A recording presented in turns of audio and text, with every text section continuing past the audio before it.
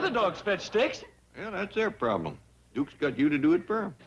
Shh, don't talk like that in front of the D.O.G. This D.O.G. is a bloodhound. He was bred for tracking and trailing, not fetching and carrying.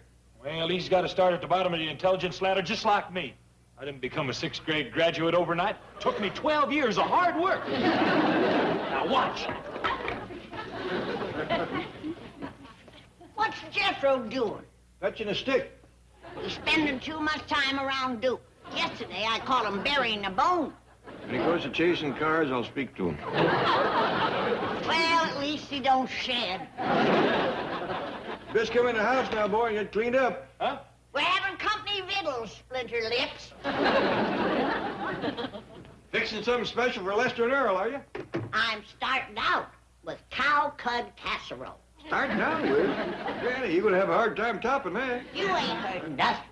After the casserole, I'm bringing on a steaming platter of tadpole turnovers. Then comes crackling bread, poke greens, minced maypops, goat tripe, chitlins, and baked possum stuffed with chinkapin dressing. Granny, that is what you call real soul food. Well, I'm doing it for the sake of Lester, so that pretty wife of his can learn country cooking. Granny, you know, I always said there is no beating a beautiful woman that can cook. Thank you, Jed. Hey, Duke, look. Coming up the driveway. It's them bank robbers, Bonnie and Clyde.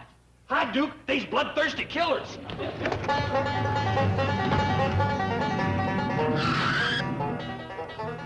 I still say we should have changed clothes before we came up here. But there wasn't time, Earl. We have to be back for more publicity pictures in an hour. Well, we scared Jethro into the house. Ah, he recognized us. Sure, even Duke knows us. Yeah, and Jethro's as smart as Duke. Pretty near.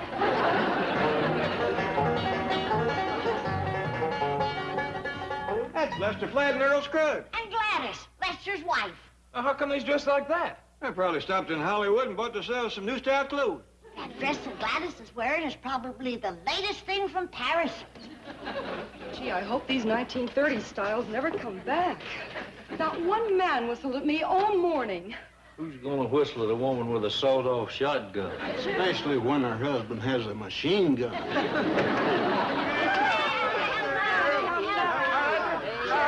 Hi, Jethro. I guess we ought to explain these clothes we're wearing. Oh, we figured it out. Glad to see you so prosperous. I'll bet that dress you're wearing must have cost Lester a fortune. Oh, I didn't buy it, Granny. It's a borrowed dress. And it's almost 40 years old.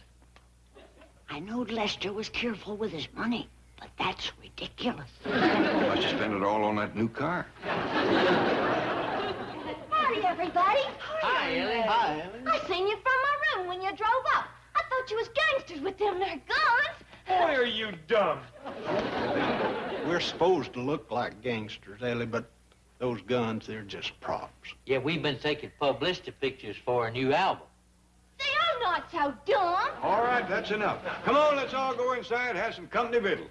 And company music. Now, Granny, don't go hinting right off. Who's hinting? Come on in, everybody, come on.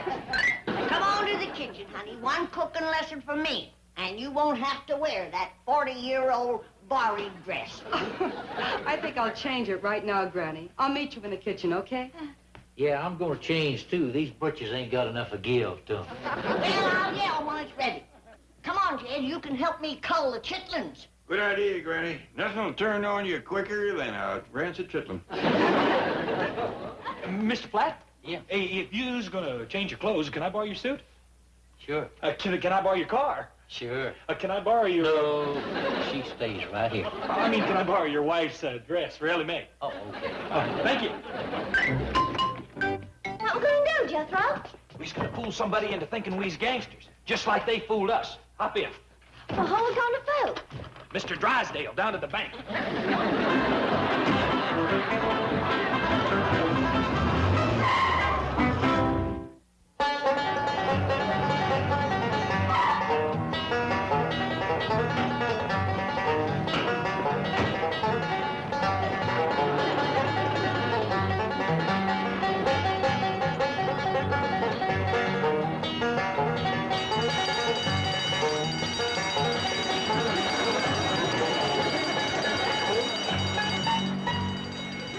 burglar alarm? Yes, somebody must be attempting a robbery. Well, they'll never get a penny from this bank. We'll fight them at the teller's windows. We'll fight them at the cashier's cage. We'll fight them in the escrow department, in the loan office, in the vault. We shall so bear ourselves that if the Commerce Bank lasts for 1,000 years... Mr. Drysdale, they're too bad. Get back to your post, you craven coward. Stand shoulder to shoulder with your brave comrades. But Mr. Drysdale, they were lying on the floor. What's the guard doing? He was doing about 30 when he left. Then fight alone. You capture those bandits, and the entire reward is yours, $5 in cash. Mr. Drysdale, they've got guns. All right, I'll make it $7.50. Mr. Drysdale, they're coming up the hall. They're headed right for this office. They shall not pass. Stop them, Miss Hathaway. Chief, what if they demand the combination of the vault? Swallow your cyanide, pellet. Hi, Miss Jane. Where's Mr. Drysdale? Jethro, Ellie Mae. We's Bonnie and Claude. It's Bonnie and Clyde. Jethro, this is a dangerous prank. You could get shot. Oh, no. These guns ain't real. Come on. I'm coming, Bonnie. You're Bonnie. I'm Claude. I'm Clyde. Oh, just stay here. You're going to mess up everything. Oh, wait, Jethro. The chief could be armed. When cornered, even he might put up a fight. Chief? Oh, excuse me. Is Mr. Drysdale here? Nobody but us cleaning women. Turn your shoes, mister. Where's Drysdale? I don't know. I'm just an old scrub woman. You look an awful lot like Drysdale. Exactly like him. Oh, now you've discovered my secret. I'm his mother. Oh, his mother, and he lets you scrub floors. Yes, he's such a wonderful boy. So generous. That's why his vault is empty. You mean there's no money in the vault? None. He just uses it to grow mushrooms. Poison mushrooms. Don't go in there. Hey, what's going on here? What you doing messing around with that old woman? We're supposed to be here scaring Mr. Drysdale. You dumb bunny. I thought you said I was Bonnie. I knew it was you all the time, Jethro. That's why I went along with the gag. I wasn't scared at all. You killed me. It's a good idea. Let me have your gun, Jethro. Oh, you don't shoot Mr. Drysdale. It's just a prop. Oh, let me have yours, Johnny. Well, it's just a prop, too. Hey, you know, Mr. Drysdale, you make a pretty good Clyde yourself. You sure do. Say, Jethro, let me have that jacket. Oh, I'll teach that chicken bookkeeper to desert his post. I'll scare him right out of his sleeve garters. He's in there, boys. But be careful. He's armed. All right, you little feint. Now you're gonna get yours.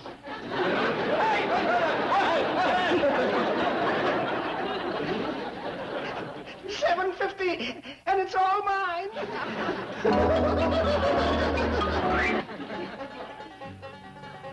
Is that Lester and Earl? Yes, that's Foggy Mountain Breakdown, the song they did for Bonnie and Clyde. Well, this time they're gonna do it for Granny and Jen. You come in slumping the leftovers.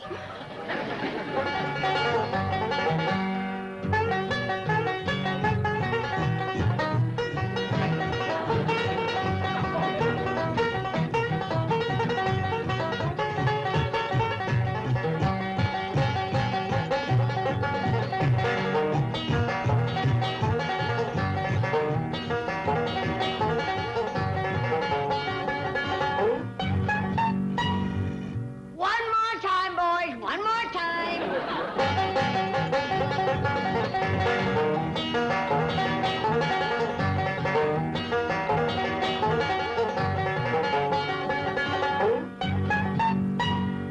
That was wonderful. Our pleasure, Granny. Say, Jed, you done a good job blowing Granny's jug. Well, the blowing ain't hard. What gets you is fighting the feedback from the fumes. Where's Gladys? She's out in the kitchen. I'm learning her to make leftover loaf. Well, doggy, you ain't made none of that since Jethro come. Yeah, I finally caught him away from the trough. Howdy, everybody. Hi, Ellie. Sure do thank y'all for the clothes in the car. Jethro and me had a dandy time. Where is Jethro? Oh, drove around the back. He'll come in through the kitchen. Oh, no, my leftovers! Oh! She'll never make it on them short legs. Doggone, there goes Gladys's cooking lesson. If she gets in Jethro's way, there goes Gladys.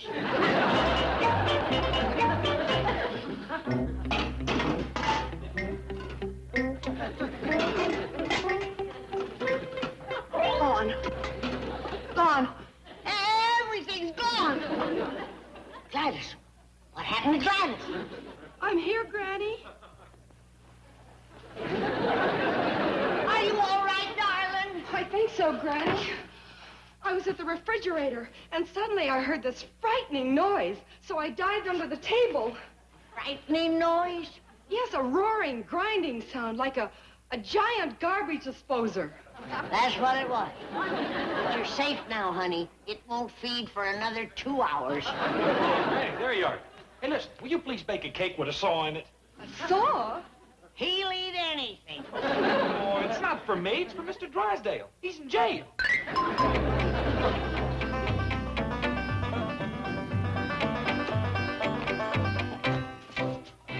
Well, aren't you going to come in and say hello to Mr. Flatt and Mr. Scruggs? No, I am not.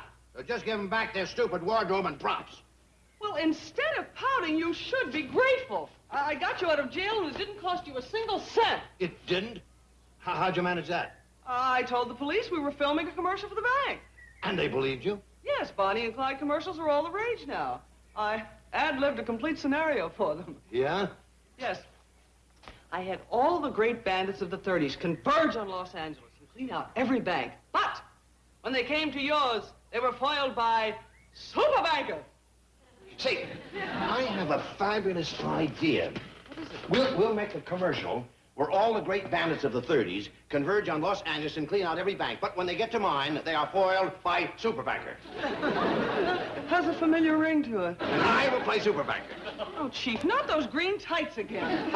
You're just jealous of my legs. Now, you get over to the studio and borrow wardrobe and props. I was going to make a deal with the actors. I'll get them for free. What actors? Well, Granny can play Ma Barker, Jed can play Dillinger, Ellie and Jethro, Bonnie and Clyde, Flatt and Scruggs will do the music, and Mrs. Flatt will play Pretty Girl Floyd. That's Pretty Boy Floyd. Who's going to believe she's a boy?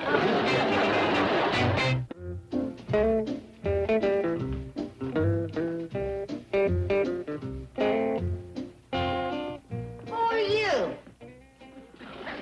Jim!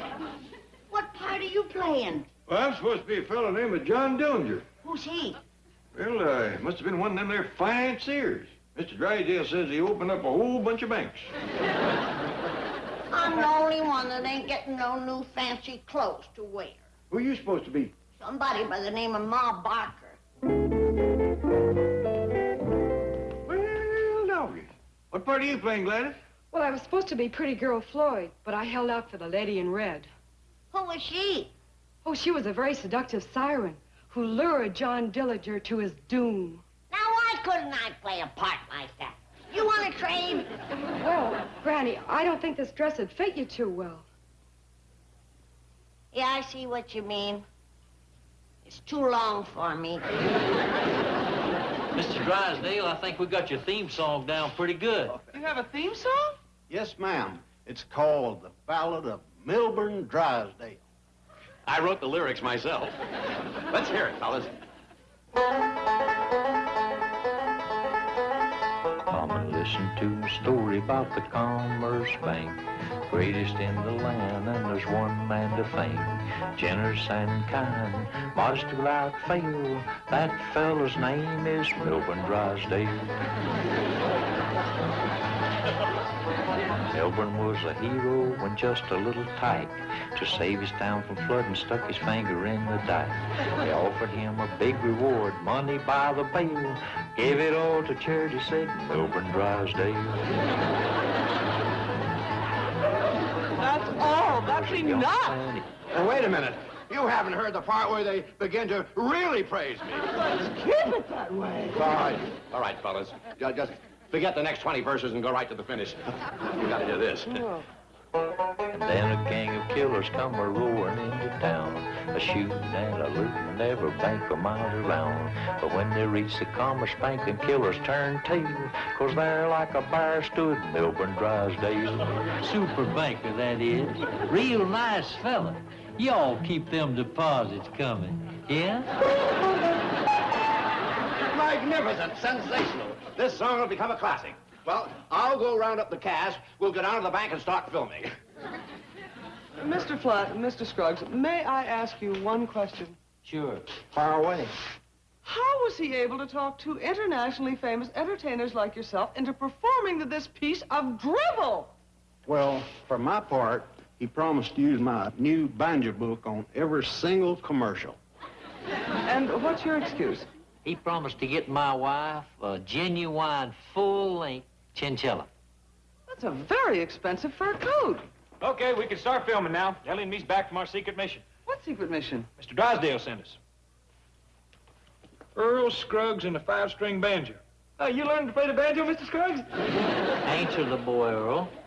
Yeah, Jethro, I'm learning. Ah, good. Good. Well, gentlemen. Did Claude come in through here? Jethro. Him and me's playing Bonnie and Claude. That's Clyde.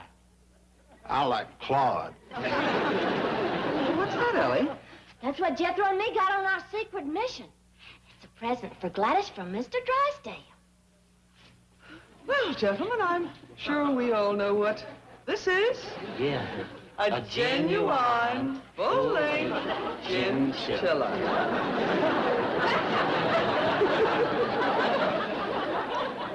Lester, how are you at skinning chinchillas? Not as good as that banker is at skinning guitar pickers. Come on, Ma Barker. Just call me Pretty Girl Floyd. You're pretty girl, Floyd. Well, Gladys ain't playing it, and I want to wear the latest style clothes, too. With that outfit, you're back in the 20s. It does make me look young, don't it? All right, Lester, you get in the car with the rest of the outlaws. We as outlaws? Well, yes, you see, the whole idea of this film is to show that crime does not pay. It would be one big commercial for virtue and clean living. And the Commerce Bank. They're one and the same thing. Driver and Clyde, when next you see me, I'll be super banker.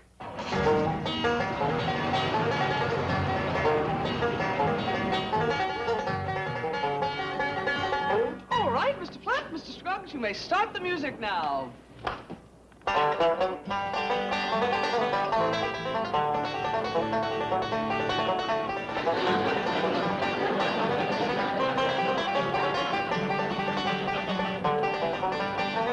All right, action!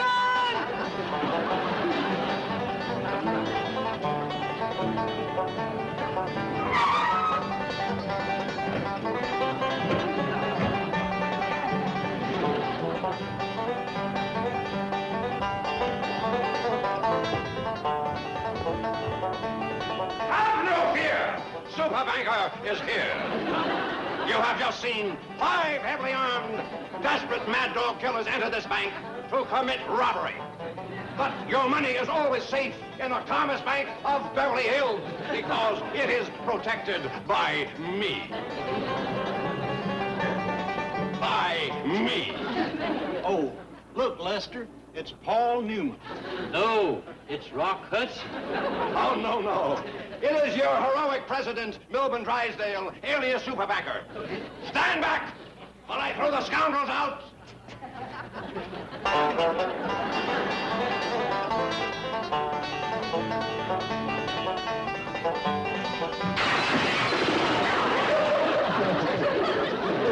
I'll teach you to keep me out of $7.50 reward.